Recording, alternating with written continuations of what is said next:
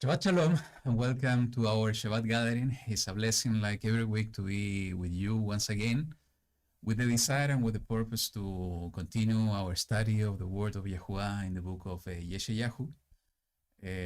We know that this has been a tremendous blessing to us to go into the details of this book, and we really hope that this has been a blessing to you as well. So today we will go to this portion on the chapter 33 to chapter 35 that we have titled in Hebrew is Baderech HaKodesh. And the meaning of this is the way of set-apartness, of the way of holiness, just to make it much easier to understand. And it's a beautiful passage that is written in the chapter 35 that we will go through it.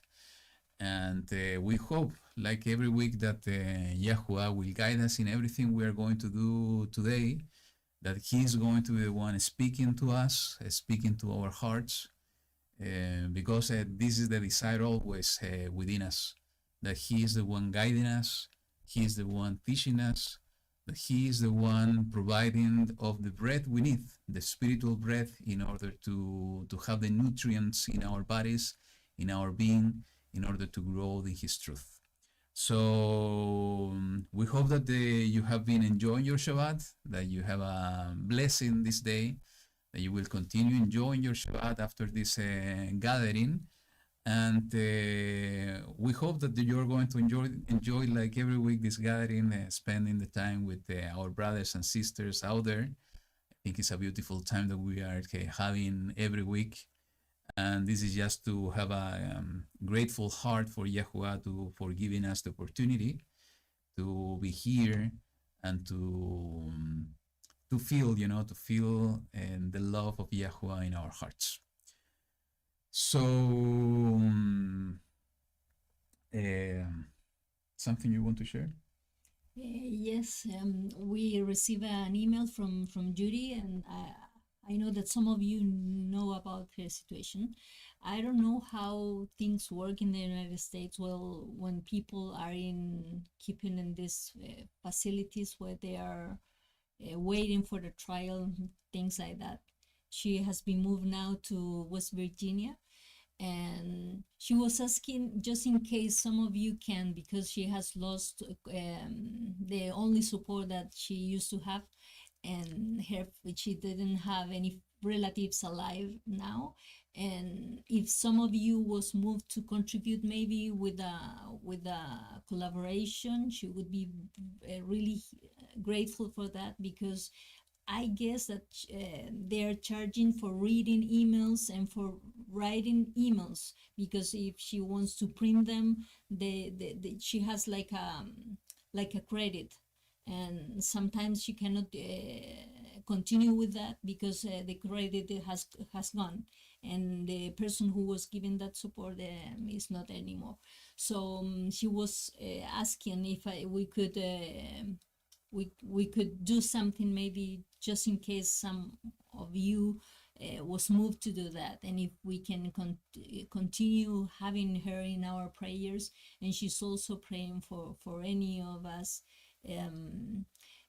She was sharing that maybe some things that it was in her past was what was having her in the situation that she is facing today, but she is continue trusting in Abba, and that's it. So she was sending all her love. Did she provide any information? Yeah. And if you want, if you are moved to contribute or something, if you can send an email to light2everynation@gmail.com, and we are going to answer you with the information that she gave us. Yeah. So, but the most important thing, more than that, it was the prayers, so she can continue with the strong spirit there. So as we said last week, our sister Judy, she was part of this chat in one moment, and for many years, from the time of Rob. Yes, and she's going through this testing period that is not easy. She's been in prison. That's the situation. We don't know what's the situation about, and we discussed, and we were sharing this with you last week. And we need to continue praying for her. So if you are moving your heart to try to contribute to her, because what Lilian was explaining is that even to read the emails or to print the emails, she needs to pay for that.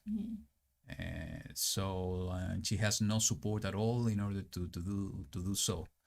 So if you are moving your heart, and I think it's not a big contribution, that No, it's something very simple. If you are moved in your heart to provide any contribution to her, as Lillian said, send an email to us and we will provide you all the details in order to provide directly to her. Okay? Or if someone wants to contact her, just to give her some words of, I don't know, maybe more wisdom for her. Yes. So keep her in your prayers, that we know that we are going through, all of us, we are going through testing periods, refinement, tribulation. And I think this is also an evidence, as we have been talking for a long time, about the times we are living. But sometimes we need to look at it in a different way. We need to try to look at it from the eyes of YaHuWaH. And most of the time we are going through these processes because he is the one refining us. And refinement, it's not an easy process. It hurts. So that's why it's so important that we put always all our trust in him.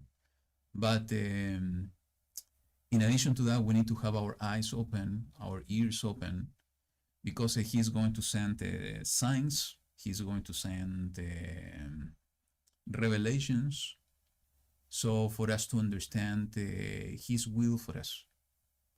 So if you are going through those type of things, our sister Youth is going through this difficult situation, and all of us, we are going through difficult things, and then we cannot compare, the level of adversities or the level of tribulations we are going through, because this is something that it depends on each one of us how we feel it. And I think inside of us, no matter what the type of tribulation or adversities we are going through, within us is impacting us in our inner being, in our inner man or inner woman. So it's important that we always rely and trust in him, because when we go through those situations, it's because he wants to do something with us. And we know after the storm is coming the calm, is coming the peace, and this is something that he's bringing to our lives. So again, keep our sister Judy in your prayers, and if you feel moved by the Ruach, in the same way that the people of Israel in the desert, in the wilderness, they were moved in order to contribute to the construction of the tabernacle, and then nobody was pushing and pressing them. They were feeling in their hearts and were moved in their heart to contribute. If you're feeling the same thing, just send us an email, and we will put you in contact with her. Okay? So having said that, I want to share something with you here. So just give me a second. Let me share the screen. So this week we have a blessing to read some papers that were shared by our sister Karen, and also a second paper from our sister Camila, that both of them were a beautiful blessing to us. And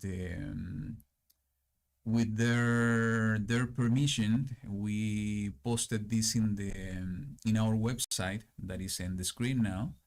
So you can go there and download a copy and just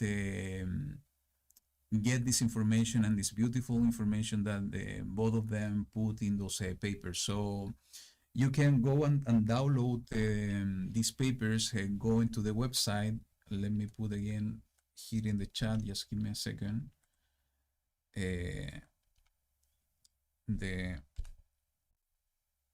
The site, so that's the site, okay, for the website. So in the homepage, just go to the upper tab in resources over there, go to studies that you can see over there, just click in the studies, and you will see this information. If you remember, we were posting here this chart of the kings of Israel and also a spreadsheet of the kings of Israel. And here you will have the paper from Karen that is related to love, what it means love from a scriptural point of view, and also the paper from Camila that is related to, the second coming is related to our the attitude towards Elohim. And I'm not going to give you more details because I think it's going to be beautiful for you to go and read those documents.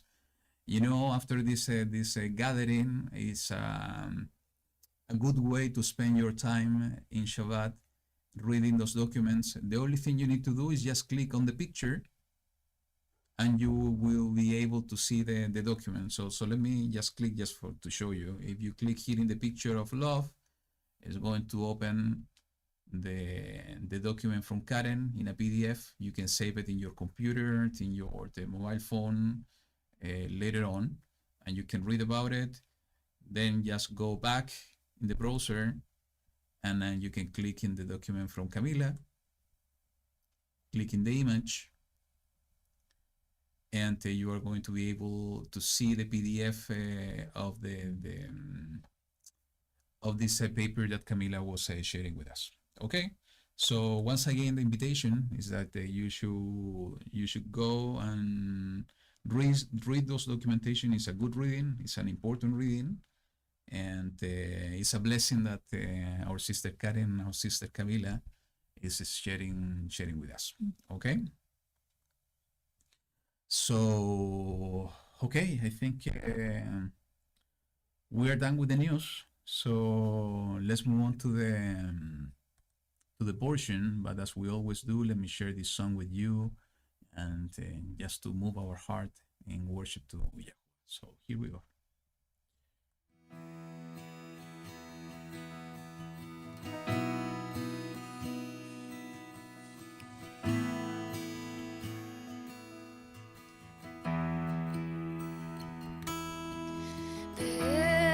בצער ומצוקה אביט אליך,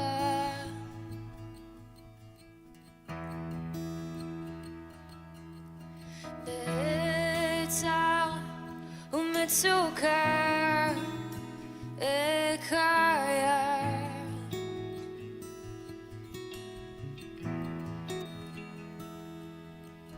בצער ומצוקה אביט אליך, הנה ישועתי. בצער ומצוקה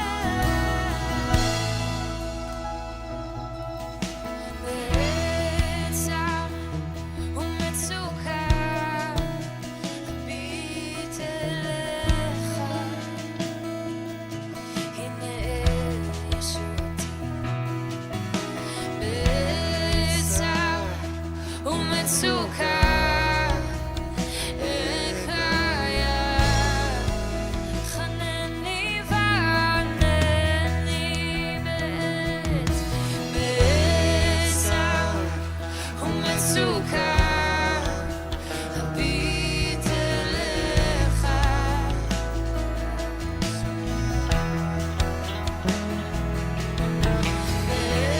בצער ומצוקה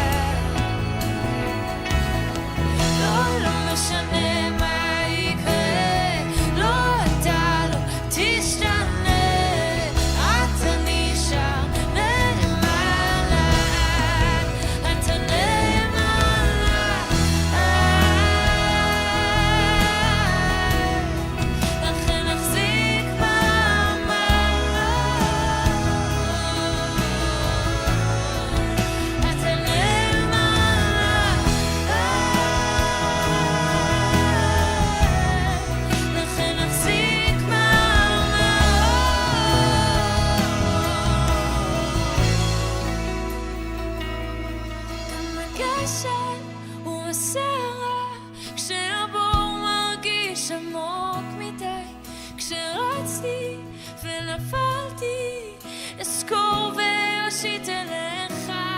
גם הגשם הוא הסערה, כשהבור מרגיש עמוק מדי, כשרצתי ונפלתי, אזכור ואושיט אליך.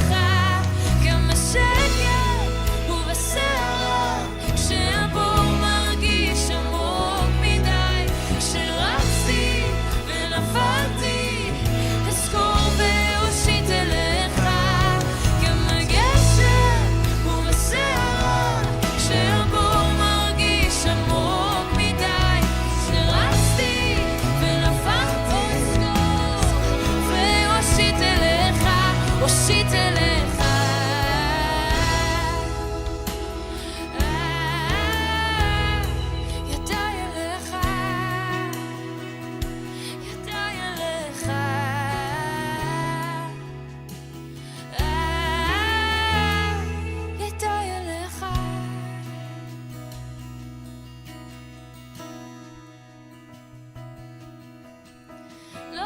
משנה מה יקרה, לא אתה לא תשתנה, אתה נשאר לאמן לעד.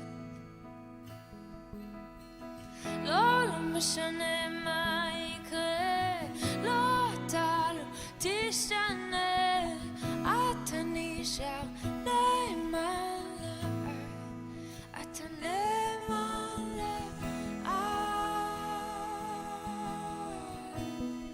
לכן אחזיק מעמד,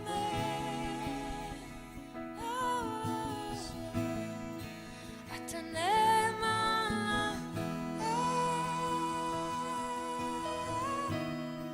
לכן אחזיק מעמד.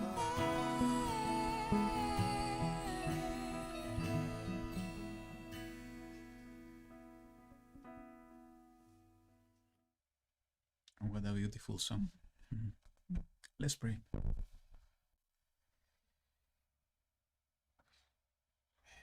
YaHuWaH Elohim, we want to give thanks to you once again in this day for everything you do for us. Sometimes we are so ungrateful because we don't want to see everything you do for us. And you do so many things for our lives. Beginning that you are the one giving us life.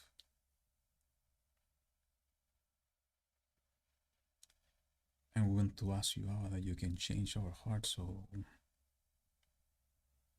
we can feel just grateful for you, for being our Elohim, for the salvation you have brought to us by the hand of your Son Yahushua HaMashiach,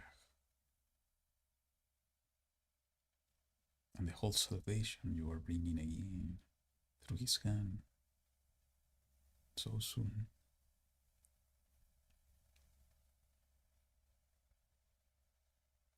As the song was saying,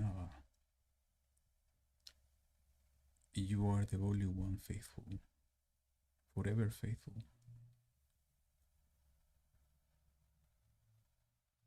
And we want to retribute that faithfulness by being faithful to you, YaHuWaH. Serving you not with our lips only, but from the heart.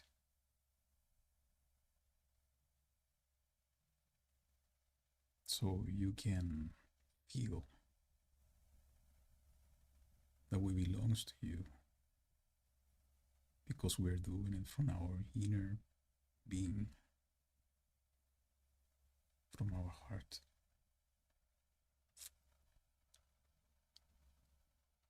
In the middle of the storm, in the middle of tribulation, in the middle of whatever is happening, you are there.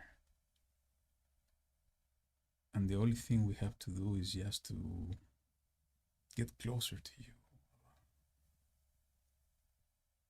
to raise our hands to you, and call upon you, our Father, to guide us in the way of Kodeshah, in the way of righteousness, in the way of truth, where the priority of our heart is only you, that our relationship with you is the most important thing in our lives. That we can deny our will, we can deny our desires, that we can just put you at the top of the list within us, but doing it in truth,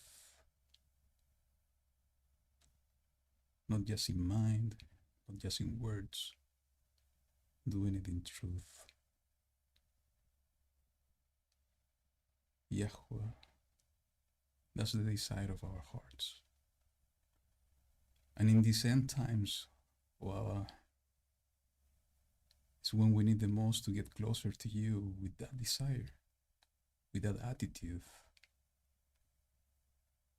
It's when we need to let you live through us, that Mashiach can live through us.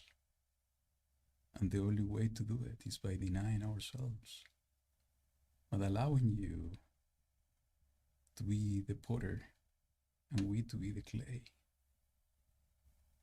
Denying our will and allowing your will to be done in our lives. With so much desire that you can restore all things.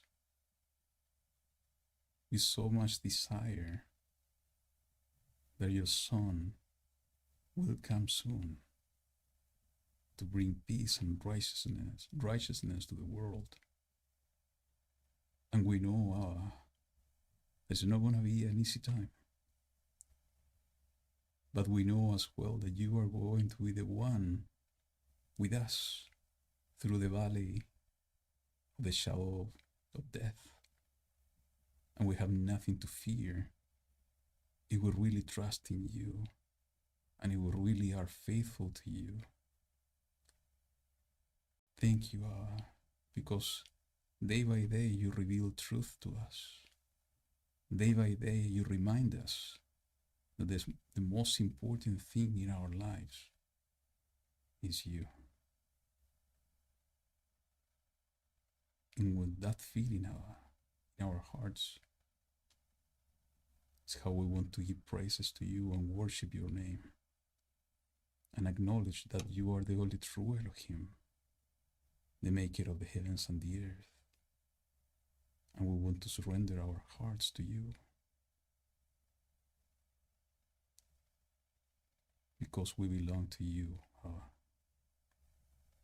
Guide us in any adversity we're going through. Guide us as your people through any situation, any illness that is happening in your people, that you can bring restoration, refinement, so we can be a vessel of honor for you, a true temple for your Ruach HaKodesh. Abba, thank you so much for being with us today. We ask you, Abba, that you can fill our hearts with your presence. You can fill our hearts with your wisdom, that you can guide us in everything we do. Allow your Ruach to speak through us, and allow your Ruach to speak to our hearts, to all of us, so we can grow in understanding and in the knowledge of your truth. Thank you, YaHuWaH, for your love, your compassion, and for your salvation. And thank you, YaHuWaH, for your Son, YaHuShua, our King. We just want to follow his steps, because he is the one guiding us on the way. Because he is the way, and he is the door to return to you. Todah, YaHuWaH. And we lift up our voices as an ascending offering to you, hoping that it's a sweet fragrance to you, because we do it with all our hearts. Thank you, in the mighty name of your Son, YaHuShua HaMashiach. Amen. Amen. Just give me a second. Yeah, and something that also Judy was sharing in her email, it was that the time we are living is suffering, and maybe different aspects or angles. And she has learned a lot about that, being in prison during this time. And she was learning, and maybe she said that it was not compared to the disciples, but she could understand at another level what the disciples were trying to mean with the words that if Mashiach was suffering, and if we are going to be followers of him, suffering is going to be touching our lives. And we are going to endure because YaHuWaH is going to be sustaining us.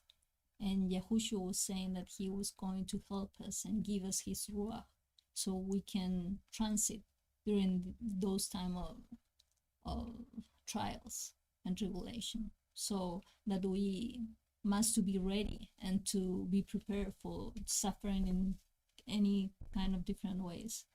So because she also felt that the time is very, very near, and we have to be ready for the coming of Mashiach.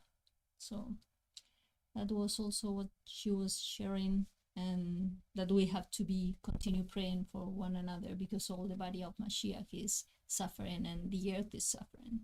Yeah. Just trying to fix what you are saying. What? No, in the chat. Can you hear better now?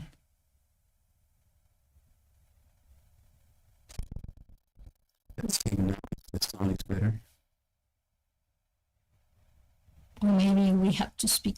I don't know what happened, because it's the same setting like every week. Okay. Yeah. So just let me know if you can hear better now. Okay? Yeah, the other day Barry was mentioning about the mics were using some batteries. Yes. So much better? Yeah. A little better? No sounds awful. Yeah.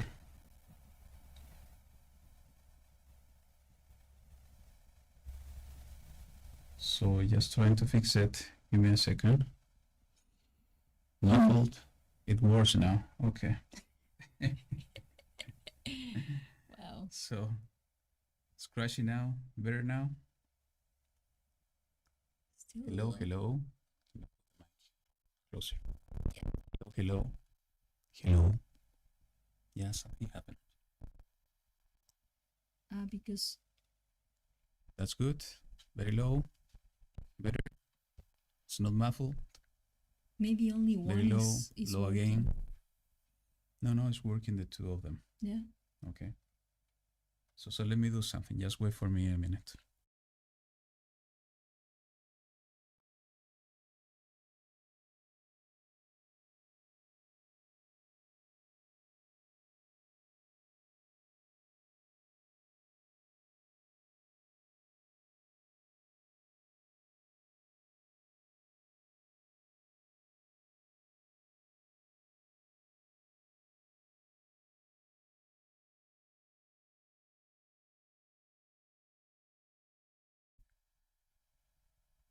Okay, let's see if it's going to work better. I think it's not, but we're going to speak louder, okay? Very low for you. So let me know if you can hear better now. That sounds good. It's fine. Okay. Okay, we're going to speak louder. Okay, audio is good. Perfect. Okay, so let's move on. Okay, very good. Thank you so much. So let me share the scripture with you here. Just a second. Okay, so what we are going to read is the chapter 33. We're going to begin. Remember, it's chapter 33 to chapter 35. So let's begin with the chapter 33, okay? So it says the following. Woe to you, ravager, while you have not been ravaged, and you treacherous, while they have not betrayed you. When you have ceased ravaging, you shall be ravaged, and when you stop betraying, they shall betray you. O YaHuWaH, show us favor, for we have waited for you. Be their arm every morning, our deliverance also in time of distress. At the noise of the rumbling, the people shall flee. When you lift yourself up, the nations shall be scattered, and your plunder shall be gathered like the gathering of the caterpillar, and locusts rush about, they rush upon them. YaHuWaH is exalted, for he dwells on high.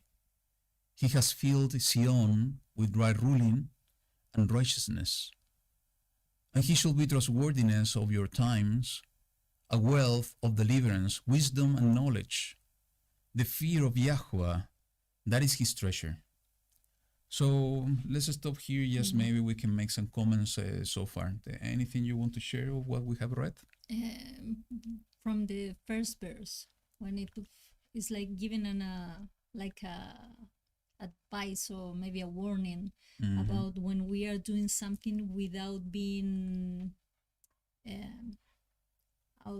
without being how do you say bother. Maybe if I'm going to hit you first, and I don't want to use that example, but if I'm going to react in a bad way or are going to treat you bad without any reason at all, what is going to happen? That after I'm going to do that action, the same action is going to return to me.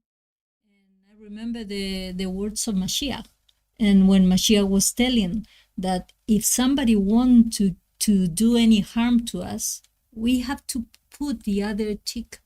We have to endure and to resist that, because that is in a kind of escalating, and it's going to be worse. Every time it's going to be worse. And I was remembering also when Kefa was taking his sword, and Mashiach was telling him, if you are going to use your sword, you can be killed by the sword. So it's every action you are going to have like a mirror, and you are going to receive it in return. So I was thinking about that we have to be very cautious, and especially in this time that sometimes, I don't know, everything is like like is 1 minute that is going to kindle, and we have to ask for YaHuWaH's ruach, so he can help us to always be calm, and if needed we have to put the other cheek. So Okay, sorry, I'm fixing the. oh yeah, still with the problems. Yeah. Yeah. But I think it's much better now. Okay. And I was thinking about that. Okay, so much better. Okay, excellent. So I think just to make some comments when he's talking about the Ravager, I was taking a look on the on this word, and he's the one plundering. He's the one that is going to your house and is going to take everything that belongs to you. He's robbing your belongings, and the one that is destroying. So though it will take more time in order to go into the details of what was the meaning, there is different passages in the book of Jeremiah in reference of the end times, and most probably this is in reference of the one that YaHuWaH is going to allow to take over on the world.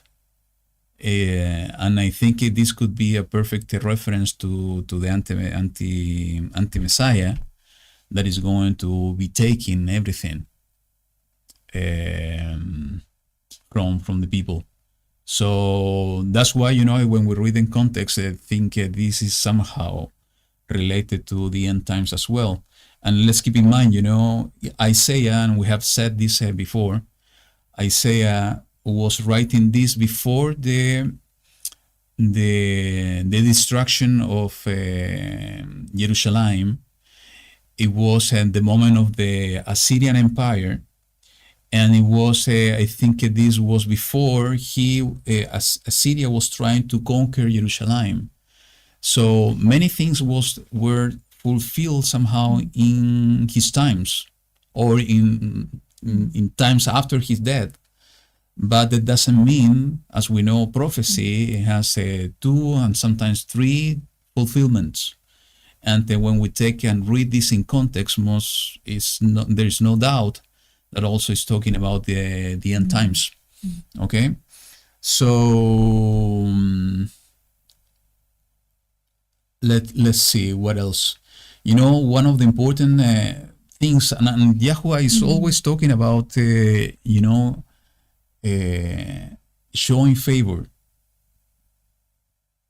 Okay, and that's why, our prayers to him needs to be always that the Abba can show us his favor, his compassion, his love, and no matter what's happening. We were talking before even beginning this portion about and it's always funny, that sometimes the songs that I'm selecting are so well connected to what we discussed at the beginning, and it's so well connected to the portions. And it's not like that I'm selecting and going into the songs to do it, just for you to know. I'm just picking up from the list what's the song, and just putting, and I'm preparing this for the next gathering. It's not that I'm going into the lyrics and listening to the song. No, I'm just picking them from a list and just selecting the song. And so those are the things that the YaHuWaH is always doing in a beautiful manner, that he is the one orchestrating everything.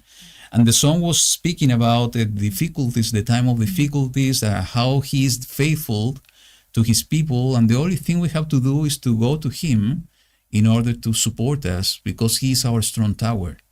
And this is exactly what's going on, is the Ravager going, destroying everything, taking everything from the people. And what the people is doing is exactly what is written in the verse 2. Going to YaHuWaH, asking Abba, calling upon his name to show favor, to have compassion, saying that we are going to wait on him. And this is something so important, that sometimes we are so focused on trying to fix and solve our problem by ourselves, when he is the one who is going to give us the way out. And the only way that we are going to be able to hear his voice, to receive his wisdom, is by waiting on him. You know, we are living in a time that we are so used to get answers, to do things like this very fast. But the nature, his creation doesn't work like that. Every time, everything has their timing. Everything, you know, he has appointed a timing for everything. And we are so impatient sometimes that we want to have a solution, we want to have an answer, we want to have this thing, we want to have that thing immediately. And we are using Abba sometimes as the genie in the bottle, that he is the one that needs to provide everything of our desires. And it doesn't work like that. You know, he is the Elohim, the maker of the heavens and the earth, and we are his servants. A servant is not going to his master, asking for his master to fulfill all the desires of his heart. The servant is going to the master to serve him, to love him, to be a helper of the master. And if the master is good enough, he has a good heart, for sure he will provide the desire of the heart of the servant. So we need to be so attentive to our attitude, our thought, the way of thinking, that we need to recognize and remember that YaHuWaH is Elohim. You know, sometimes ago, I don't know if I shared this with you, I had the opportunity to watch a video, and I'm sorry I'm going to a totally different topic, but you know, he's putting in my heart I need to speak. It was related to prayer and how important the time of prayers with Abba are, how we should seek for those time of those quiet times alone with him. And one of the things that touched my heart in this brother that was speaking about this is besides saying that the prayer cannot be a monologue, it needs to be a dialogue. It's something that we need to seek, to have a dialogue with Elohim. You know, and a dialogue is not going to happen if we are always speaking. It's like with any person. You are going to be always speaking, you're not going to allow the other people to talk to you. You are not going to be able to listen what the other person wants to tell you. And this is exactly in our prayers, our moments of prayer. You need to have silence. You need to seek and ask Abba to speak to you during prayer. And the only way to do it is keep quiet for a moment, a dialogue. But what was the most important thing that touched my heart, and I don't know why I'm sharing this with you, maybe somebody needs to hear this, is that when we're praying, we need to recognize that we are not talking to any person, to whatever person. We are inviting the King of the universe. We are inviting Elohim, the one who created everything, the one that created us, the one who is the owner of everything in this world.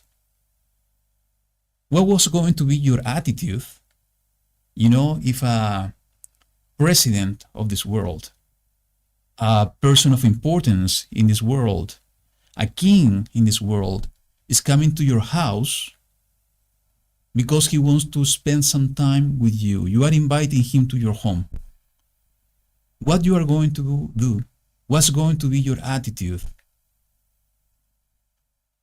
So, every time that we are getting closer to YaHuWaH, every time that we're getting closer to him and inviting him to speak to us in prayer, we need to remember that there is nobody else in the world that has more importance than him, that he deserves all the glory, that even a king of this world is not at the stature of him.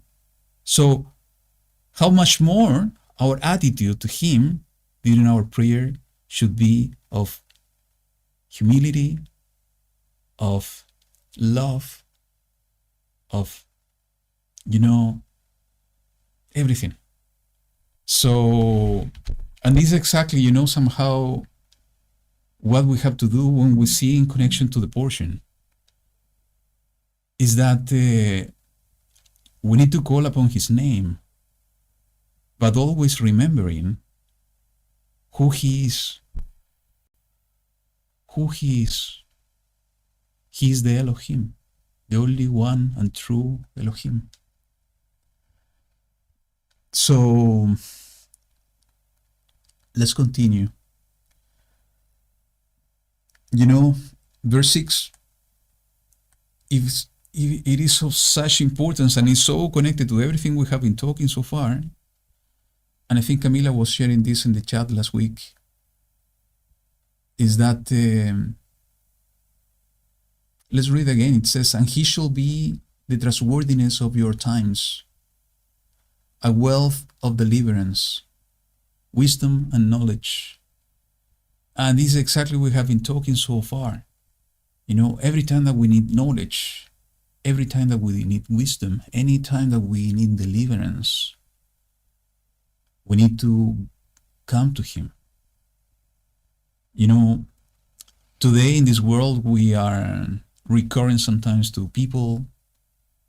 We are recurring sometimes to technology in order to get wisdom and knowledge, when the true wisdom and the true knowledge and the true deliverance, and we know what the deliverance means, that's YaHuWaH, the one that came and is coming to save us. It's coming directly from him. And that's why it's so beautiful when it says that the feet of YaHuWaH, that is his treasure. And I remember the words of Mashiach when he said that where your treasure is, there will be your heart.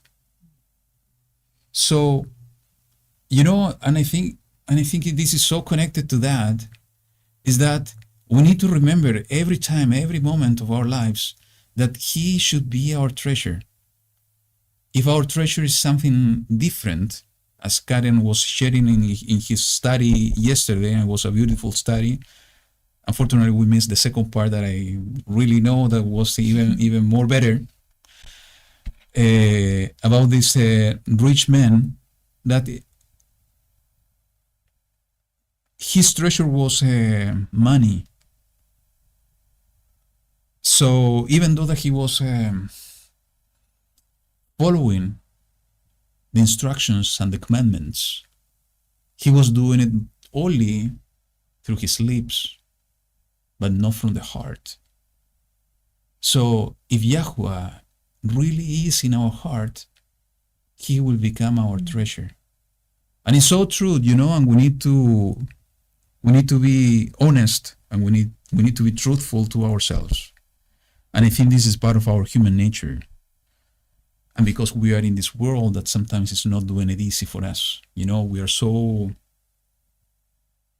surrounded by so many things that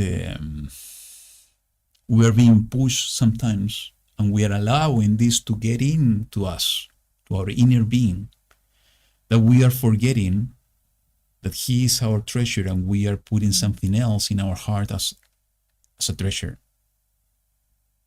And it's totally normal, I can say so, because sin is still in this flesh, that we are going through those periods. But what we need to do is to realize when we are going through those times, and when we are conscious and we are realizing that we have put something different in our hearts as our treasure, is the moment to repent, and it's the moment to put Elohim back to the place that belongs to him, to our heart. That should be the way forward. That's the way that we should act. If we are not doing it, it's because we are not remembering him. If we are not doing it because, we just have forgotten him. So, and I know that you that are with us here in the chat, you are having this relationship with Allah. And most probably you can connect to the words that I'm saying, that we are going through those periods. And I'm quite sure that all of us, we are going through this process in order to put YaHuWaH always in our hearts, even that we are going through sometimes that we put something else as our treasure. But in this time, it's so important that we keep YaHuWaH in our hearts, and that he needs to remain there, because that's the only way that we are going to be able to survive everything that's coming. That's the only way that we are going to be able to go through the storm. And everything, it is written in this portion, going into, in a more reason and more understanding, is somehow that the only way that we are going to find salvation, wisdom, knowledge, is by feeding YaHuWaH. And feeding YaHuWaH is to have reverence for him, understanding, as I said before, that he is the king of everything. And that require reverence. That require to fear his name. And if we do that, he is going to be the treasure of our hearts. So let's continue. If not, I'm going to continue speaking for the 3 hours. So it says, see, the brave ones should cry outside. The messengers of peace weep bitterly. The highways shall be deserted. The wayfaring man shall have ceased. He has broken the covenant. He has despised the cities. He respected no man. The air shall mourn and languish. Lebanon shall be ashamed. Sharon shall be withered like a desert. And Bashan and Carmel be shaken. So, this is destruction, right? Yeah, destruction. Destruction. And because of our actions, because, we try not, that those are not our action, but talking about humanity or all people in the earth, on the earth, because he said the wayfaring man shall have ceased. He has broken the covenant, so it's talking about the people who is taking things from the earth, from the seas. So he, at the end, he was despising the city and didn't have any respect for the neighbors, for the rest of the people. Yeah. So trespassing all the commandments of YaHuWaH.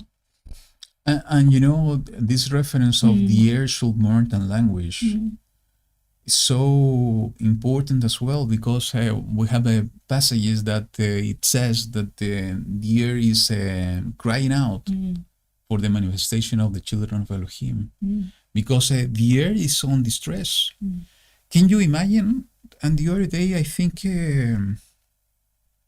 I don't know if it was on the papers of Camila or Karen or somewhere else, I was reading this about that the air somehow is suffering since the falling of Adam and Eve. From the very beginning. It's from the very beginning, because YaHuWaH created such a beautiful world. It was a perfect creation. And it's just a matter for us to read Bereshit, Genesis chapter 1.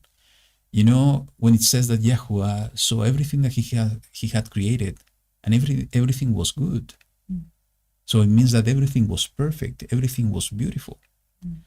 But as part of the curse over Adam, because of not taking his role as a man, as Karen perfectly put in her paper, a curse came to the earth, and since then the earth has been receiving blood after blood, war after war, destruction after destruction. And what we can say about this time? And actually, there is another passage, I think, in the book of Revelation saying that YaHuWaH is coming to destroy those that are destroying the earth. So, can you imagine? Sometimes, and this is an important thing, and somehow it's connected to the inner man, Karen. Sometimes we don't realize that everything that YaHuWaH has created has spirit. Everything. So sometimes we see the world, we see the air, we see the trees, we see the sky, we see, the soil. And for us it's so normal that is something that is basically dead, is something that is not feeling, is something that is not connected to anything. But the reality is totally opposite. The only fact that we see here, the air should mourn a language because it can feel. It can feel. The only fact that it says that the air is crying out for the manifestation of the children of Elohim because somehow the air can suffer. YaHuWaH created something so perfect that somehow is connected to his Ruach in everything. And that's why, the air having this feeling and this sense through the Ruach of Elohim acting in this entire world is crying out for those that are going to become and restore all things. And we know that the one is coming to restore all things is Yahushua, but he's not going to do it alone. He's going to do it with his chosen one. Those are the children of Elohim that as soon as they are manifested, they are going to bring the righteousness and the restoration from everything. And restoration not only in terms of righteousness, not only in the way that the world is operating, but also restoration, physical restoration. And I think we were reading about this last portion of the previous one, how YaHuWaH is going to transform, some trees in a forest, how he's going to transform the wilderness or the desert in gardens. So, I think we saw a video with Lillian the other day that they were saying something about this, kind of, that nature before the fall was even more beautiful to what we see now. Can you imagine? There's so much beautiful things in this world today. I cannot even imagine how was back then. But this is exactly what YaHuWaH is going to do. Last night I had a dream, I'm going to share this one with you. I don't remember everything, but it was a kind of weird, and I think it's connected to everything that I'm saying. I remember the only thing that I remember, that I saw the earth, I was looking in some place, and it was in one part was a group of trees, and in the other place was a wilderness, a desert. And suddenly, I see that the soil, the ground, is doing like a wave. Like a normal wave in the sea. And because of that wave, all the trees that were in that place were moving, being pushed by that wave to the place where the desert was, and was not a desert anymore, because all the trees moved from this place to the place where was a desert. And I think, somehow YaHuWaH is going to do something like this. He is going to transform those deserted places in places with green pastures, gardens, forest. So keep in mind everything I have been sharing with you. I think this is so important. We were appointed. That was the first task appointed to Adam, is to take care of the creation. And the creation is connected to everything, to Allah. And it's going to be such a beautiful time. Maybe we don't know how to take care of a creation, but it's going to be such a beautiful time when we are going to be the one participating in that process, how to restore everything to the very beginning. So it says in the verse 10, now I rise up, declares YaHuWaH. Now I am exalted. Now I am lifted up. And it's so sad, like at the very end, that Yes. after everything is slated, just now you remember me. Yes. I read it in that way. Maybe it's in a different way, but Yes. In the way that I see it is that it's so sad that he needs to allow distractions to come in order to show people who he is.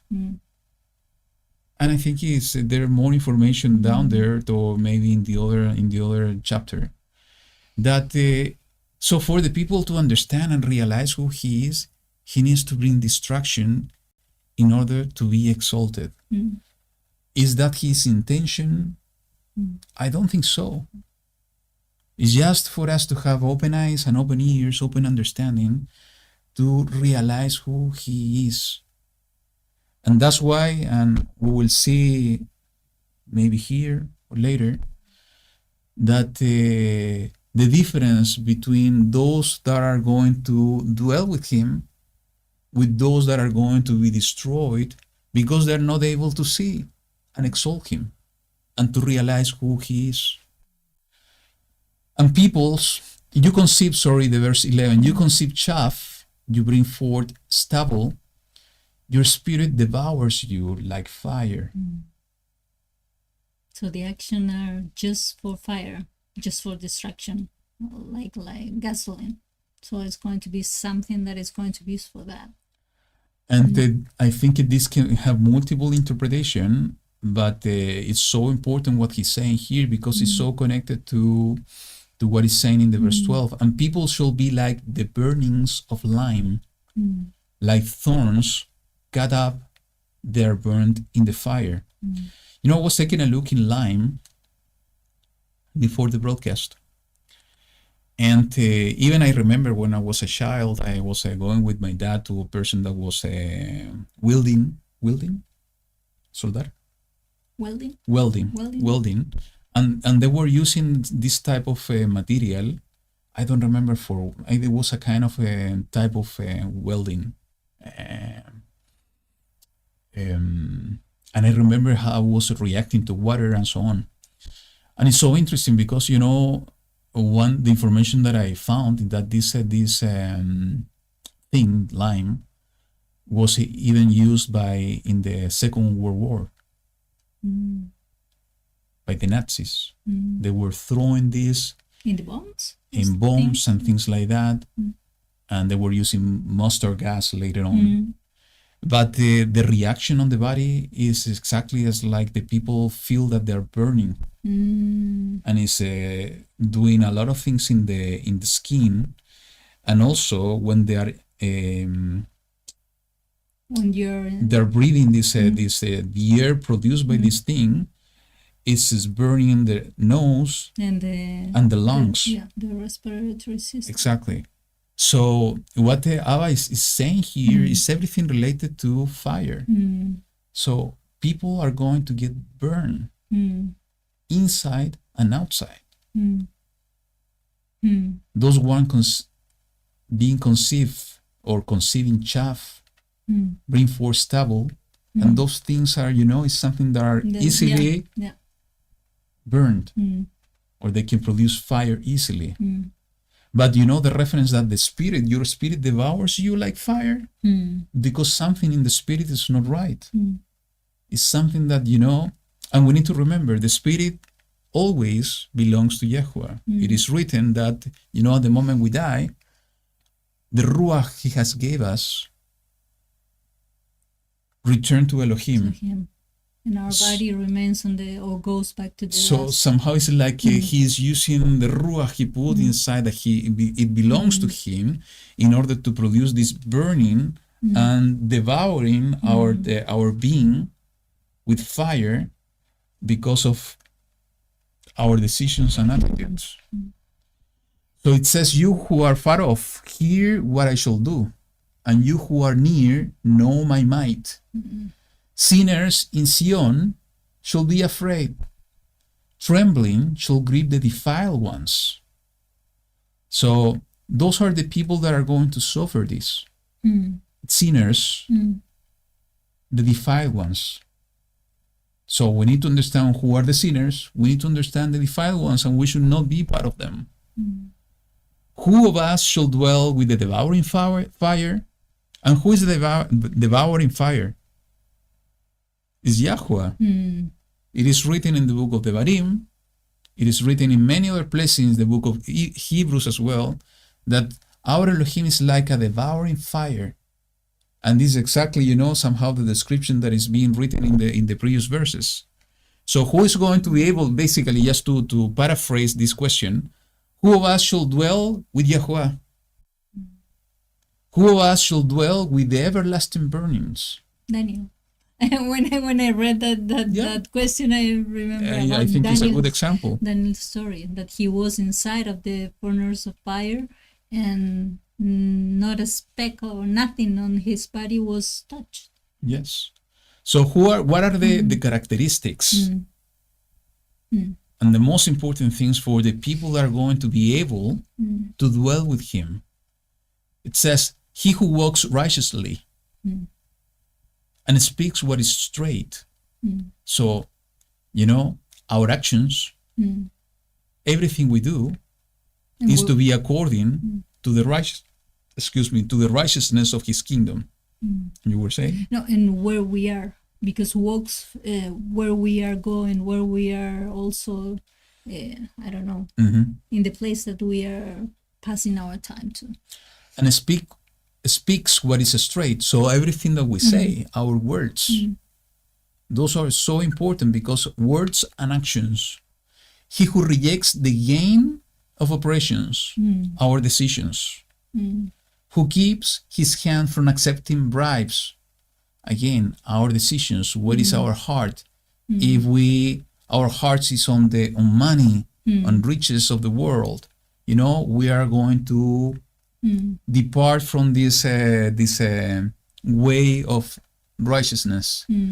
Who stops his ears from hearing of bloodshed? So, and this is a difficult one, because today, in today's world, there are so many things going on, and sometimes I wonder if he referring himself here that we should not hear those kind of things, and most probably he is, that we should not hear about these terrible things that the men, women are doing in these times, because sometimes, and when we allow these things to get in, we are defiling the temple, because we are allowing to hear those kind of things. And it says, and the same thing is what is coming, and shuts his eyes from seeing evil. So we need to be so careful what we are allowing to get into our inner being through our ears and our eyes, because if we connect, and this is the right interpretation which I don't know, but it could be, is that this is so important, because it's connected to, is the description of those that are going to be able to dwell with him in his mountain. So is some of the description,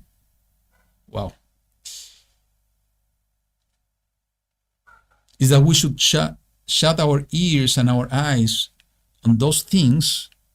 Maybe we have to do it. And what could be the reason that he is asking us to do that? Is exactly as what I said a minute ago. Because we need to do everything everything that is in our hands in order to avoid defiling the temple. And we are so surrounded by so many things, evil things, that if we allow those things to get in to our inner being, through our eyes and our ears, we are going to continue defiling the temple.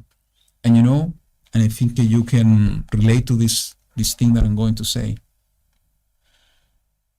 When we allow things to get in,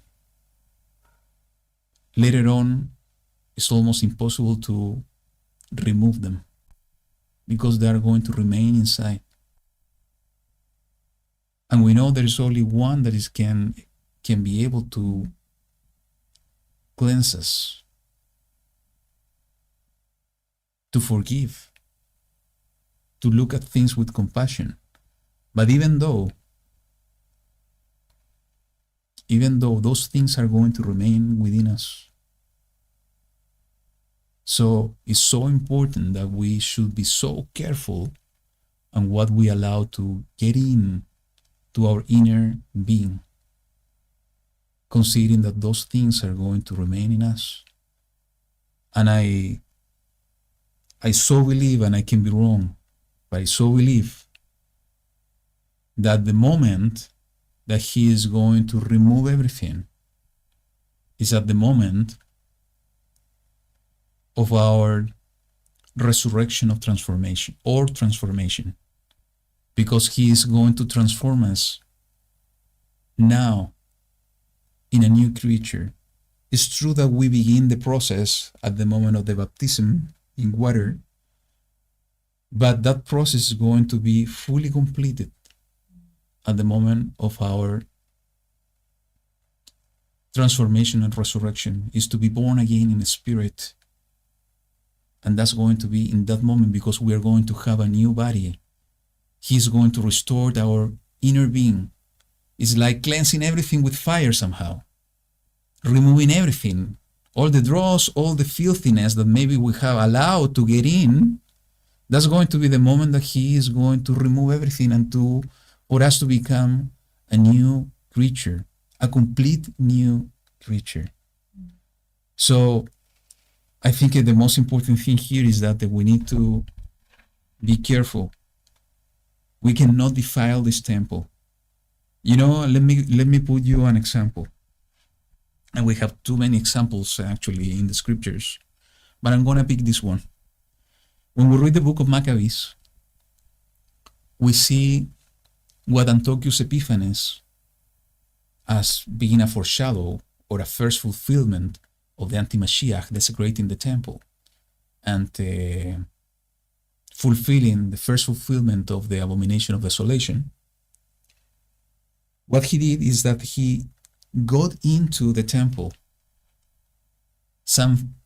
a person that was not allowed to get in because it was a defiled one.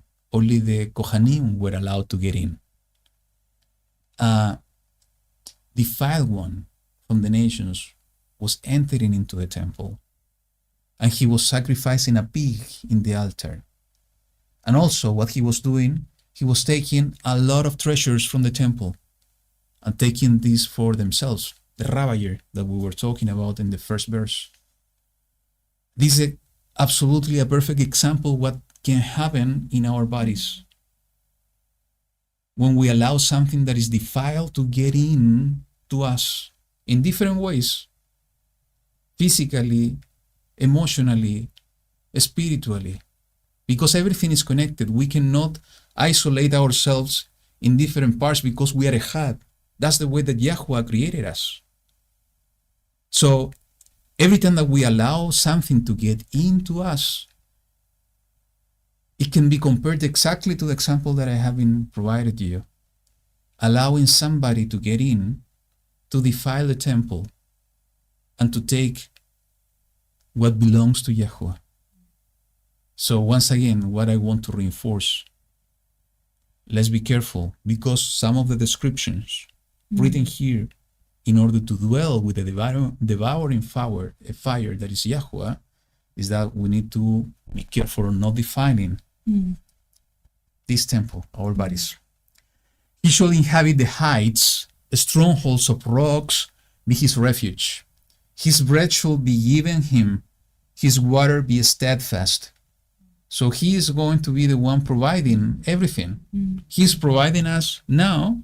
He's going to be the one providing even more later on. Your eyes shall see the sovereign in his comeliness. See a land that is far off. Your heart ponders fear. What is the scribe? What is who waits? What is he who counts the towers? So people looking on people instead of looking in YaHuWaH. No longer shall you see a fierce people, a people of too deep a lip to hear, of a jabbering tongue, no one's understand. See, Sion, the city of our appointed time. Your eyes shall see Jerusalem, an undisturbed home, a tent not taken down. Its stakes are never removed, nor any of its cords broken. And you know, I was reading a passage in the book of Jeremiah, a prophecy, that is speaking the opposite.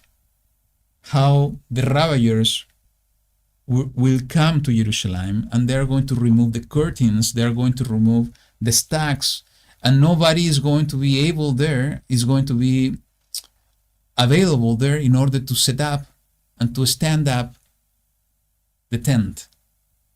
But here he's saying totally the opposite. You know, the tent is not taken down. It's an undisturbed home.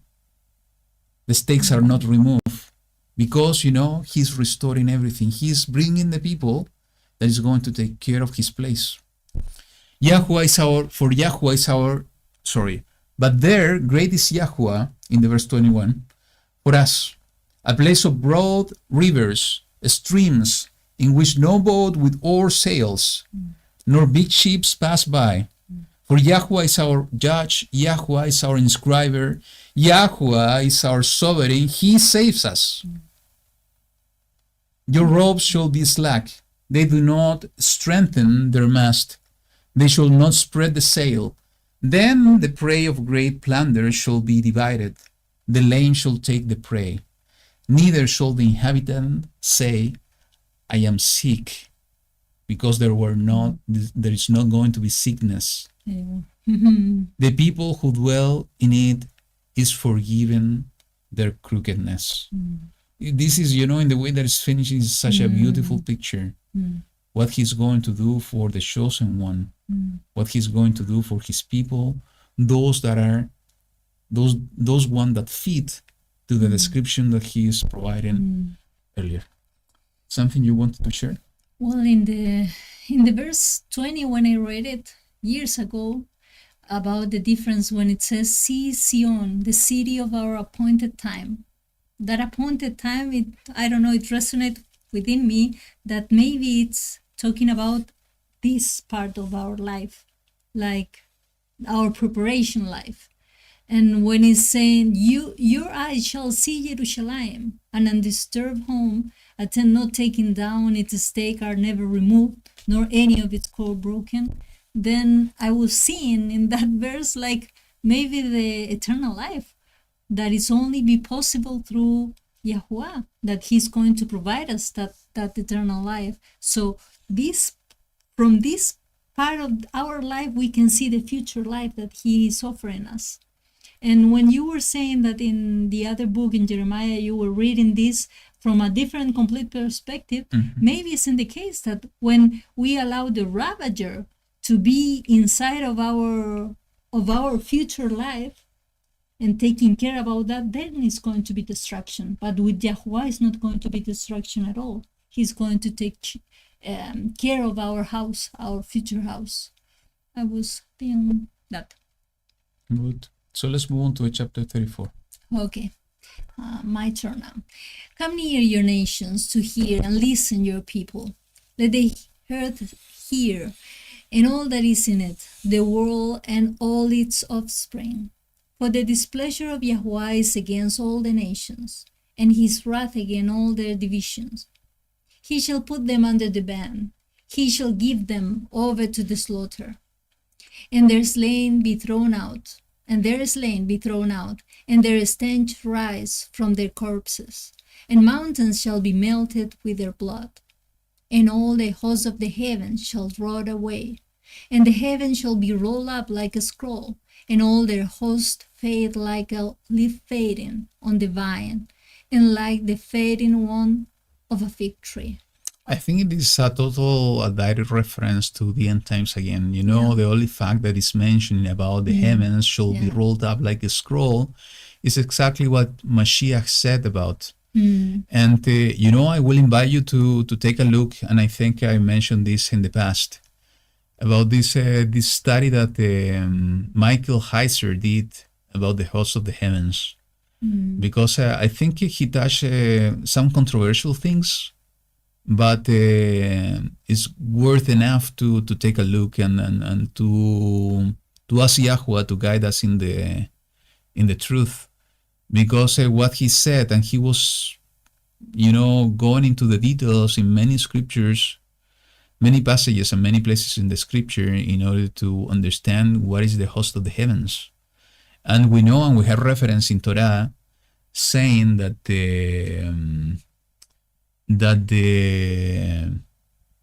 we should not worship the host of the heavens. We have not been appointed to that. In some place it says, and those are being appointed to the nations. In another place it says that. So the fact that there is saying that the host of the heavens shall rot away is a kind of judgment against the host of the heavens. It says all the hosts fade like a leaf fading on the vine. So this is something really, really important. And just to emphasize here, his displeasure is against all the nations, not only against Israel. It's against all the nations, all the divisions. And what are the divisions? You know, we have the table of the divisions of the nations in the book of Genesis that somehow was part of what happened during the Tower of Babel, of Babylon. So that's the way that YaHuWaH sees things, you know, and he is coming in order to bring this destruction and this judgment. When I was reading about these two leaves, like it says, fading on the vine, and the other one is fading like on a fig tree. Remember that I told you that usually when the vine leaf is fading, it's turning from the green, and then it's going to the yellow, and it's turning red. And then the opposite is with the fig tree. The fig tree leaves, when it's fading, is getting dark, is getting black. So when I was reading the verses before, he was talking about the destruction of what is happening on the earth, that the mountains shall be melted with their blood. And usually the mountains are covered by the trees with green. But then when you are melted with the blood, they are turning red somehow. And when it was speaking about the heavens shall be rolled up like a scroll, for me it wasn't like the host of the heaven shall rot away. For me, it was that maybe the stars are going to disappear and they're not going to be anymore there. So everything was going to be like pitch black. So it's going to be completely black. That was my connection with the two different kind of leaves. Why he was mentioning those. Sure. And for my sword shall be drenched in the heavens. Look, it comes down on Edom. And we know that Edom means red, or also earthy, because it's made from the earth. And on the people of my curse for judgment, the sword of YaHuWaH shall be filled with blood. It shall be made overflowing with fatness, and with the blood of lambs and goats, with the fat of the kidneys of rams. And when we talk about the fat, usually it's yellow. It's a yellow color. It's yellowish. For YaHuWaH has a slaughtering in Botzra, and a great slaughter in the land of Edom. Then again, in two different. And Botzra means is this enclosure place where you put the sheepfold. Yeah, the sheepfold. So it's talking about if we are considered like sheep, also it's going to be a slaughter, very big slaughtering in the among the sheep of the shepherd. So You know, Botzra is an interesting thing, though, that he is saying here that is an slaughtering. There are other places that is connecting in the scripture, is connecting Botzra to a place of gathering in the end times. There are many who believes, and I was part of them many years ago, that that could be the place of protection in the end times. And thinking that there's going to be a physical place of protection. Okay. You know, I think though I believe that we are going to have places of protection wherever we are, I think it is important maybe to study about this thinking Bosra.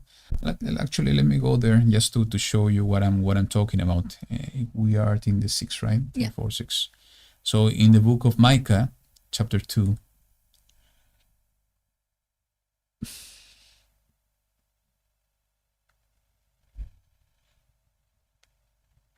I think it's this one.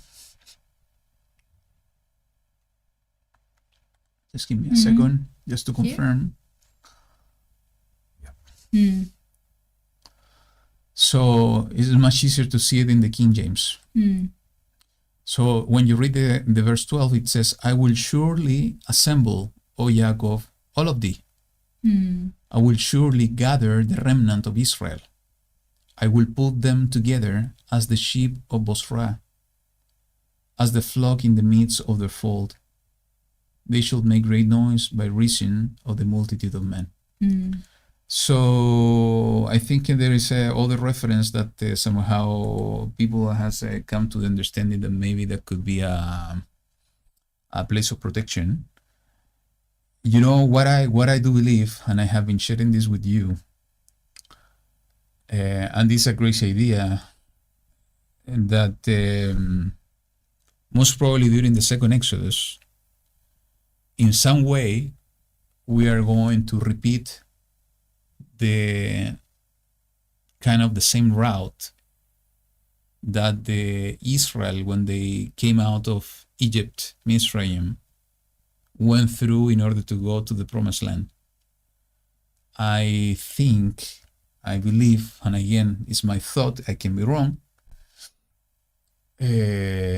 that this is one of the reasons why YaHuWaH has allowed for things from those times to remain till this day. You know, you have seen most probably all these videos about the Mount Sinai. You have seen all these videos about this big rock where they supposed to worship the golden calf, with all the symbols and so on engraved in the rock. You have seen, you know, this big rock of Horeb that it was split at the middle, that has a tremendous significance when we're talking about our inner man or inner being, but it is still there. So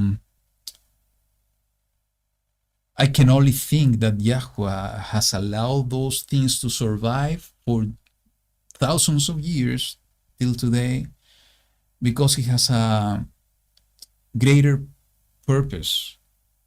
And maybe we are going to go through those places, and Bosra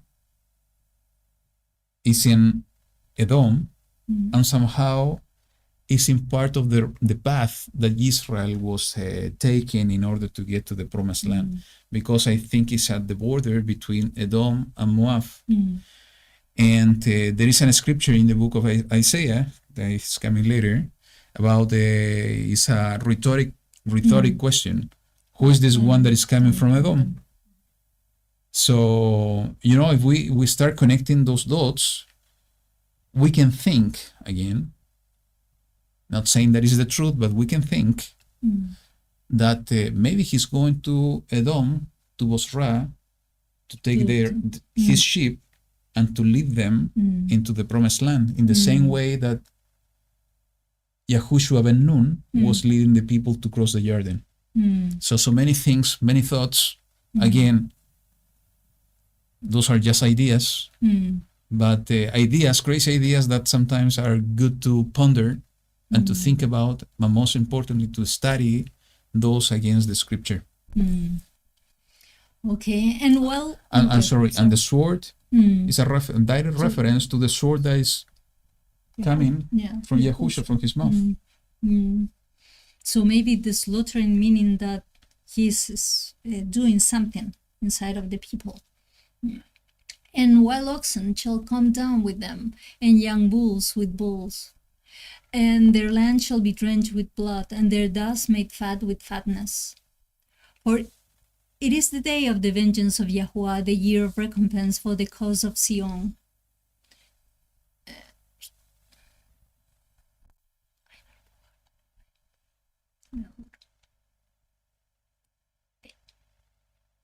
And its stream shall be turned into tar, and its dust into sulfur, and its land shall become burning tar. It's like when it was like Sodom, something like that. That is not quenched night or day. It is smoke going up forever. From generation to generation it lies waste. No one passes through it forever and ever. So that the pelican and the porcupine possesses it. Also the owl and the raven dwell in it. And he shall stretch out over it the line, the formlessness, and the stones of emptiness. Its caves, with no one in them, is called a rain, but all its rulers have vanished. And thorns shall come up in its palaces, nettles and brambles in its strongholds, and it shall be a home for jackals, a courtyard for ostriches, and the wild beasts of the desert shall also meet with the jackals, and the shaggy goat call to its companion. The night creature shall also settle there, and shall find for herself a place to rest. The arrow snake shall nest there, and lay eggs and hatch, and gather them under his shadow. There too the vulture shall gather, each with its mate. Search from the book of YaHuWaH and read. No one of these shall be missing, not one shall be without mate, for he has commanded my mouth, and his spirit shall gather them. And the last one. And he shall cast the lot for them, and his hand shall divide it among them with a measuring line. They possess it forever. From generation to generation, they dwell in it. Well, it called my attention that it was mentioning a lot of animals that are considered unclean. And I don't know if it's one that it's like the exception, and it says that it's calling its companion the shaggy goat. So I don't know if that is, maybe it's a wrong name there in the English version, and or it's a kind of exception there. But it's interesting that he's saying that according to his spirit, everything is going to have the... Shall we gather? Yeah. Shall gather them. Yeah. The spirit, the Ruach shall gather them. Yeah. I think, this could be a literal interpretation, and also a spiritual one. And then the literal one, you just keep in mind what happened during the lockdowns a few years ago. There were not people on the streets, and in certain cities, animals felt safe to get down and to going through the streets and the rivers and so on. So if we look at it from that angle, it's like he's going to destroy, and in this case talking about Edom, he's going to destroy Edom. And since there will be no more people, because it says that, it's caves with no one in them, it's called a rain, but all its rulers have vanished, so there are no more men. It's empty. So empty means that this is just for nature, for the animals, for plants, and so on. And that's why maybe the Ruach will gather all these animals. The second interpretation, it could be an spiritual one. And as you pointed out, these are the unclean animals. So it could mean that we're talking about the unclean spirits that they're being gathered somehow in specific place. Because even though they are unclean animals, because they are not good for us to eat them, it doesn't mean that they are not going to exist. It's part of the creation. Correct. Of YaHuWaH. Yes, he So created them. they have to be in some place. But maybe they are going to be all those kind of animals, or all of them, they're going to be gathered in one place. So it's going to be safe for them, and maybe the people are going to be in some other place. Yeah. Yeah, what caught my attention in this passage, excuse me, is what is written in verse 15. One is mentioning about the vultures. There too the vultures shall gather, each with its mate. Because there is a reference of Yahushua speaking about that in the book of Matthew chapter 24, and also in the book of Luke, saying the following, talking about the end times. For wherever the dead body is, there the vultures shall be gathered together. And this is exactly what it's talking about the gathering of all these animals, including the vultures. So could it be, I don't have the answer, but could it be that Yahushua was referring to that passage in Isaiah, and that we need to understand what is Edom, what is the judgment of Edom, and what he was trying to say with this quote? Because, you know, when we read the chapter 24 of Matthew, everything is so understandable, you know, and in sequence somehow, until he came to this phrase.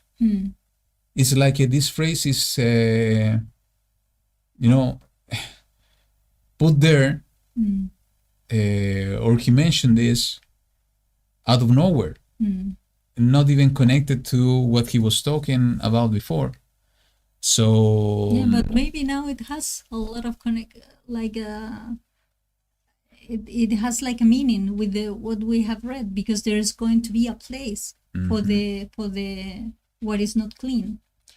And you remember how this passage began? Let me go back to Isaiah. And usually when you are driving outside, and if you're passing some fields, if you're seeing always flying vulture or birds like that, usually it's because there is a dead animal or something dead. This is the connection. For the displeasure of Yahweh is against all nations. So it's talking about the displeasure, the judgment over the nations, okay? It's not talking about Israel, it's talking about everybody else.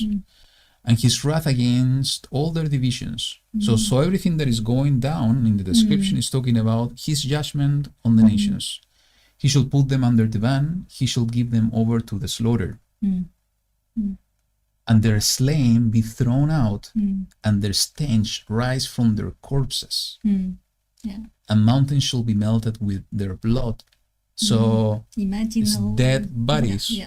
Not only one, No. multiple. And actually Jeremiah is also talking about that, but in connection to Jerusalem, that there are a lot of dead bodies are going to be in the valley of Hinnom, as we were talking last week. So there we see the connection to what Yahushua was saying, is that where the dead body is, there the vultures will be gathered. And here we see, you know, the judgment over the nations, about how the vultures are going to be gathered. I'm going to mention and share with you something that's a bit controversial, but I think is important for you to know about it. I don't know if you have heard this, is that it's a Jewish rabbi that he's talking about Mr. Trump, and he's calling him the Messiah of Edom. Yeah. Yes. So I'm bringing this up because, you know, everything here that is being talked about is about somehow to Edom, you know? So if you have not seen this, let me put the video. So yes, give me a second. Yeah, it's very short. I need to do something here. Just give me a second. I was not prepared for that because I was not thinking to share it, but I think it's important. Okay. So let me see something else. Capture. Okay.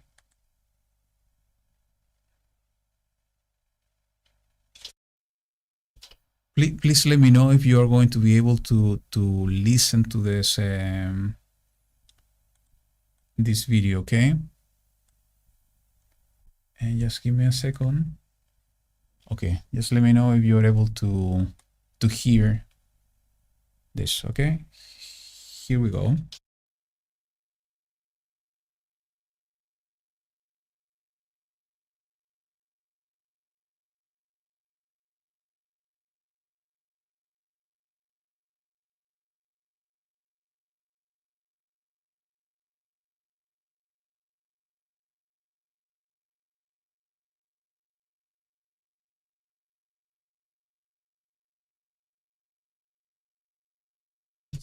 As we see in the Torah. What I believe is the one who's going to switch from YaHuWaH to YaHuWaH is Donald Trump.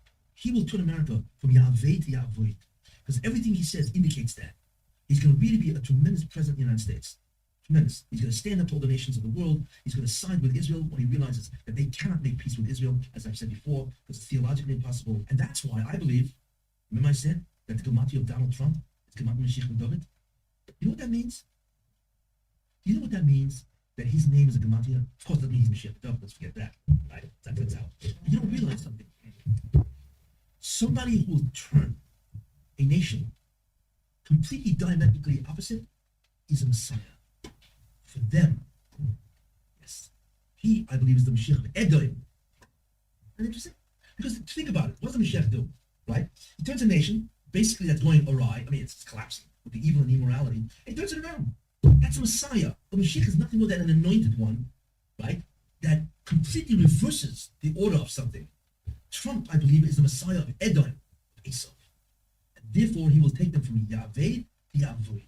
From someone who afflicts Israel to someone who will assist them. And believe me, he's going to be fabulous with the Jewish people. Like I said, he knows them. Real estate, that's why he's in real estate, I said, because there's so many Jews in real estate. All the ideas, you know. And Ivanka and his brother-in-law, and his son-in-law, and his chief financial, she's legal counsel, and so on and so forth. He's got a lot of Jews working for him, and he likes them. See, therefore, that's who he is. He's a Mashiach of Edom, because he's going to turn Edom around from YaHuWaH to YaHuWaH. He's going to purify Edom.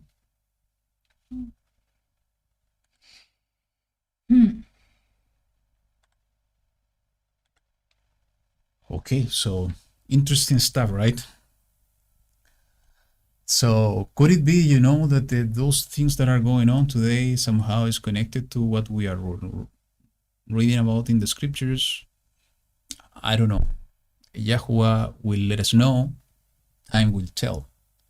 The only thing that we have to do is just to be with open eyes and open ears, as I have been telling you, in order to understand the signs and to see how his word is being fulfilled. And again, not in fear. Always, as we were reading in the previous chapter, calling upon his name, because we are secure in his hands. Okay? I think we finished the 34, Yeah, right? yeah. So let's go to the 35. Yes, and what the Sister Payne is saying, this is important. You know, I was reading about this, and also this person also mentioned this. When they use gematria, the name of Donald Trump equals to 424, and when you use gematria to translate the word Mashiach ben David, it's also 424, and this is exactly what he mentioned in the in his and what he was speaking about. And this is something interesting, you know. It's not something that we should fully believe, but we should not throw it away. It's something that is interesting in order for us to continue taking a look and observing those things, okay? So let's move on. Chapter 35, it says, "Let the wilderness and the dry place be glad for them, and let the desert rejoice and blossom as the rose." It's exactly what we discussed at the beginning, you know? He will do marvelous things. He will transform creation. He will restore everything to the very beginning. It blossoms much and rejoices, even with joy and singing. The stem of Lebanon shall be given to it. The excellence of Carmel and Sharon, they shall see the stem of YaHuWaH, the excellency of our Elohim. Now, just a quote here that we were talking with Karen yesterday about the stem of YaHuWaH. You know, and I think this is a beautiful connection to what we were studying last night. You know, everybody will see the stem of YaHuWaH, the excellency of our Elohim. Yeah. They were not going to be afraid, exactly similarly to what happened to Moshe, that he needed to put this veil on his face because people were afraid. You know, everybody will see and will be involved, surrounded by the stem of YaHuWaH. Strengthen the weak hands and make firm the weak knees. And this is so important. This is exactly what we have to do now, because he's making this reference even before what he's going to speak about in the coming verses, because it's in preparation to what we have to do, to our walk, to our return to the land. So what it means from my point of view to strengthen the weak hands is in what we do, our actions. Make firm the weak knees, you know, is to walk where we go. And, you know, sometimes I have weak knees, so it needs to be strengthened, you know, physically, I mean. I have a conditions in the knees, that's why. So, but, you know, beside that, it says strengthen. It means that we have to strengthen, but not only us, you know, the people of YaHuWaH among us, they need to help with the strength, to strengthen the hands and the knees. That's why we are a family. That's why we work as you know, the called out ones, the Kehillah, the assembly, in order to support each other. If we see somebody that is weak or falling down, it's our responsibility to help them. If they don't want to receive the help, you know, it's their decision. We have nothing to do. We can insist, but if they are refusing, we have accomplished our service. But it doesn't mean that we should not serve. We should not try to strengthen the weak. And in this time, you know, as we were talking at the very beginning of this broadcast, it's becoming so much important that we should have that attitude. Sometimes we are so selfish that we are looking only on us, that we are looking in our intentions, in our desires, in our well-being. And what Yahushua did was totally the opposite, and he is the perfect example. He was always looking on the people. And you know, he gave us the perfect example that he even gave his life for his friends. And he said that, you know, there's no much greater love than giving the life for the friends. So he was not selfish at all. He was always looking on how to serve. He came as a servant. And this is exactly what should be our attitude. And if we have not learned that, now is the moment that we should learn. And once again, we can go up and down. Days that we are going to be, you know, reaching the same, you know, attitude of Mashiach. Days that we are going to be totally doing totally the opposite. But we should not be hard in ourselves. The only thing that we need to do is just to repent and turn back and to go again on the way. But this is so important that we need to support one another in prayers, in word, in actions. Say to those with anxious heart, be strong, do not fear. And this is exactly what I said. See, your Elohim comes with vengeance, with the recompense of Elohim. He's coming to save you. In the middle of the storm, in the middle of destruction, because he's coming, to destroy and to judge people, but he's coming to fulfill two purposes. This is one, destruction, judgment, but the second one is to save us. It's up to us to decide in what group we are going to be. In the group that is going to receive judgment, destruction, or in the group that is going to receive salvation. Then the eyes of the blind shall be opened, and the ears of the deaf be opened. Then the lame shall leap like a deer, and the tongue of Adam sing, because waters shall burst forth in the wilderness, and streams in the desert. So, when he's talking about the eyes of the blind shall be opened, and the ears of the deaf be opened, though that is going to be physically, potentially, I think he's talking about spiritually too. So in that moment is when people are going to be able to really see who he is. In that moment is when the people are going to be able to realize everything that they disregard in the past, everything that they didn't believe in the past, they are going to have no excuse not to believe. They are going to be able to see when the heavens are going to depart like a scroll. They are going to be able to see, to hear. So they are going to be able to believe. And the parched ground shall become a pool, and the thirsty land springs of water. In the home for jackals, where each lay grass with reeds and rushes. And there shall be a highway, and a way, it shall be called the way of Set-apartness. The unclean does not pass over it, but it is for those who walk the way, and no fools wander on it. Something you want to share? That is it's amazing how it's going to be limited, because maybe at one point now, for instance, a lot of people maybe is getting closer to the truth, to knowing Mashiach, knowing the good news, but they are disregarding, they are not taking into heart what are the meaning of that salvation that he is promising. And maybe they are trying to understand and to accommodate commandments or the instruction of YaHuWaH as they pleased.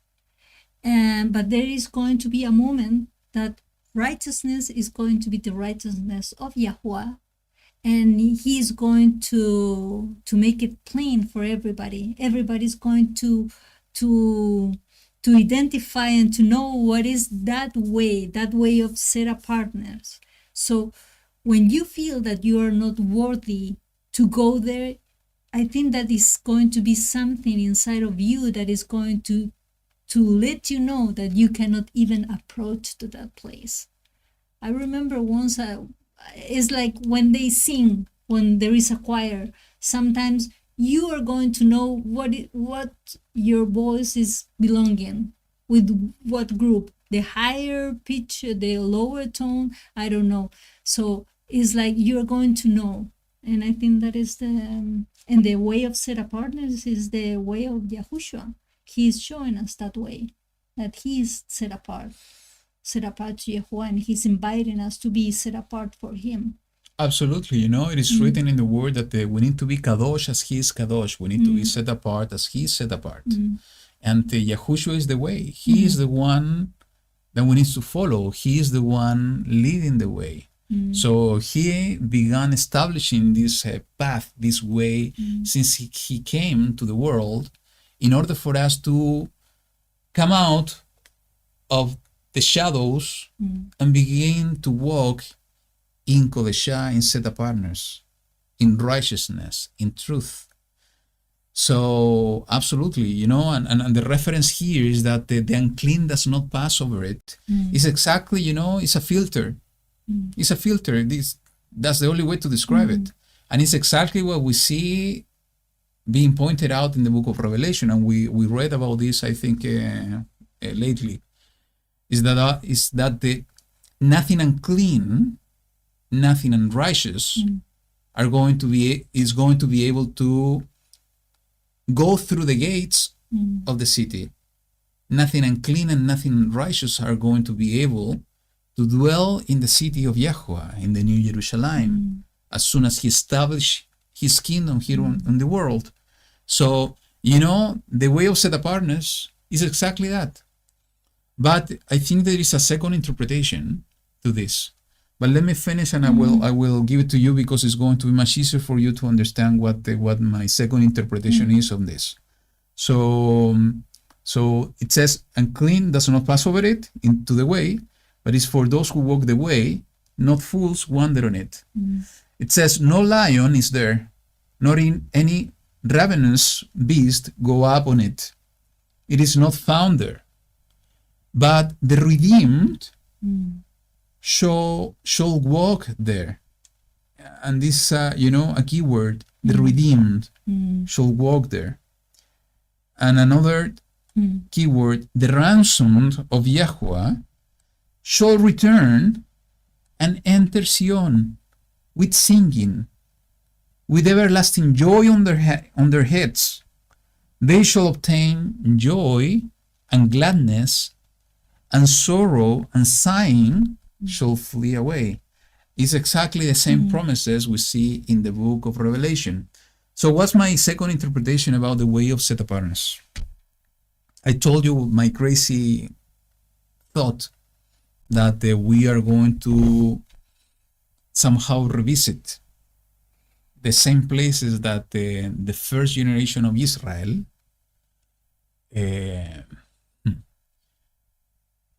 were visiting in their way to the promised land.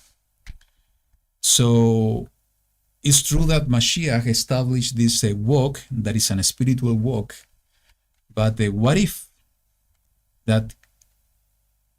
YaHuWaH is going to establish a real way for us to return during the second Exodus?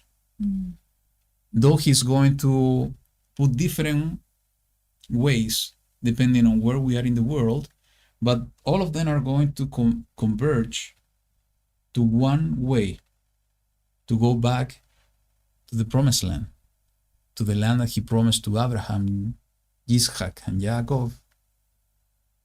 And we have some reference, and the one that is coming to heart now is that in the book of Ezekiel, when he said that he is going to regather, when he's speaking about the second Exodus, that he is going to regather his people, but the rebels, he is going to filter them out. Everybody is going to pass under the rod. It says in the book of Ezekiel. So could it be that somehow it's a reference to what he's saying here, that the unclean does not pass over it? He's going to begin removing the unclean. He's going to begin removing the fools. You know, somehow, maybe he's going to establish the path. And why not? Maybe the path is going to be a similar path that Israel used when they came out of Mizraim. You know, a few weeks ago,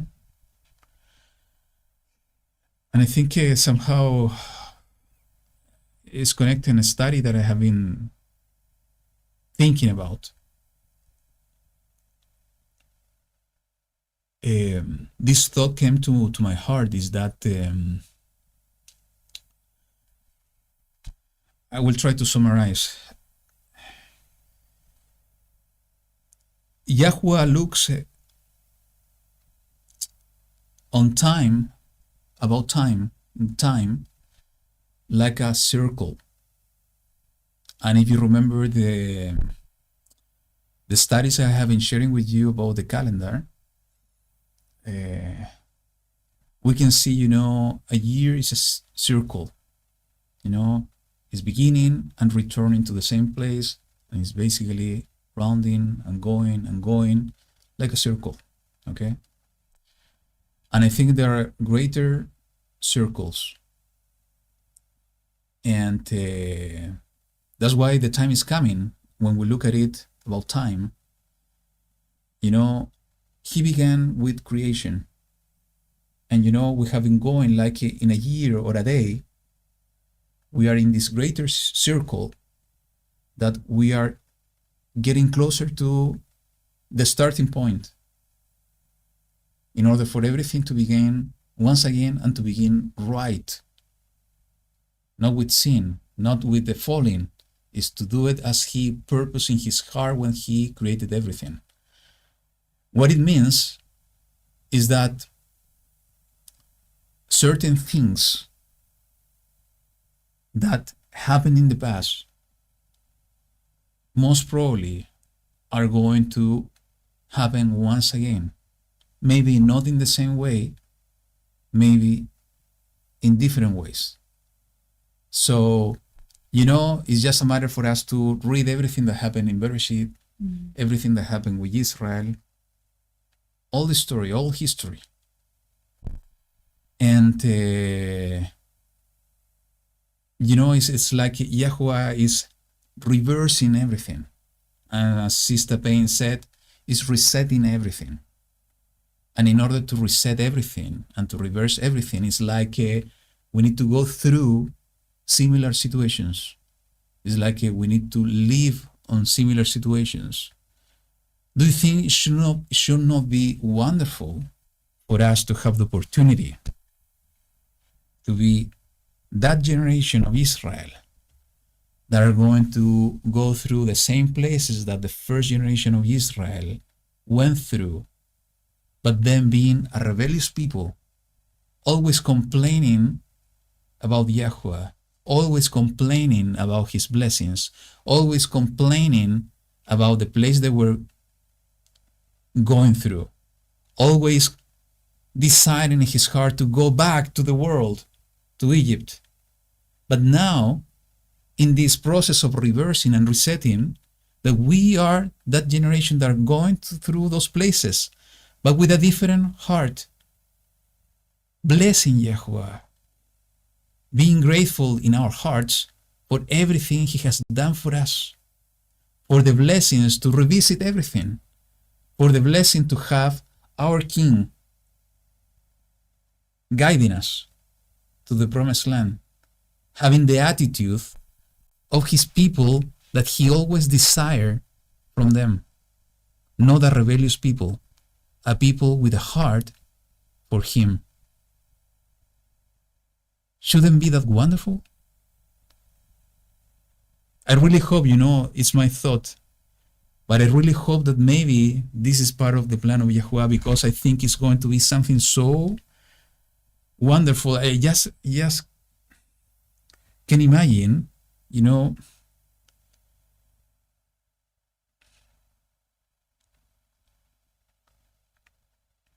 if that happened,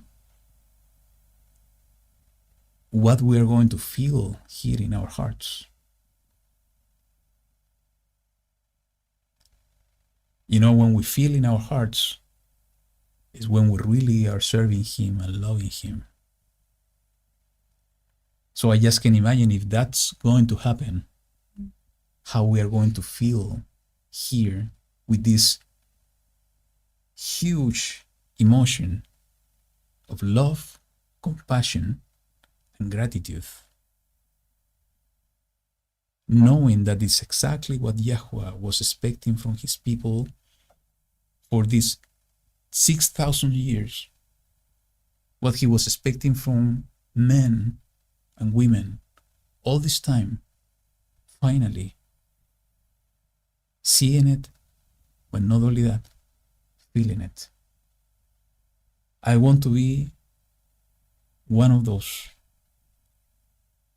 And I think in the same way that I'm feeling now, most probably you are also feeling it here in your heart, that you want to be one of those in that group too. Telling YaHuWaH, YaHuWaH, I love you. YaHuWaH, thank you. YaHuWaH, Abba, I'm so grateful for everything you have done for me. Thank you for saving me. Thank you for allowing me to be part of your chosen one. Thank you for allowing me to be part of your ransom, your redeemed. Thank you for allowing me to walk in your way of Kodeshah or Set-apartness.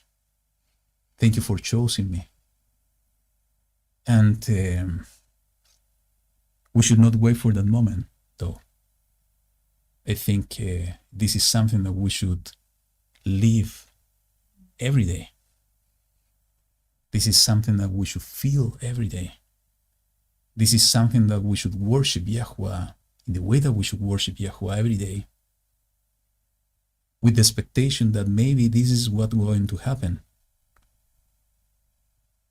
This is something that is going to fulfill us and fill us with His love and His compassion. And that's why, it is written here in the same way that is written in the book of Revelation, that they shall obtain joy. And this is exactly what we're going to feel. And it's going to be an amazing joy that our chest is going to be so small that it's not going to be able to contain it. And you know what happened? And I think all of you are going through this situation. When you feel this big emotion in your heart, somehow you are able to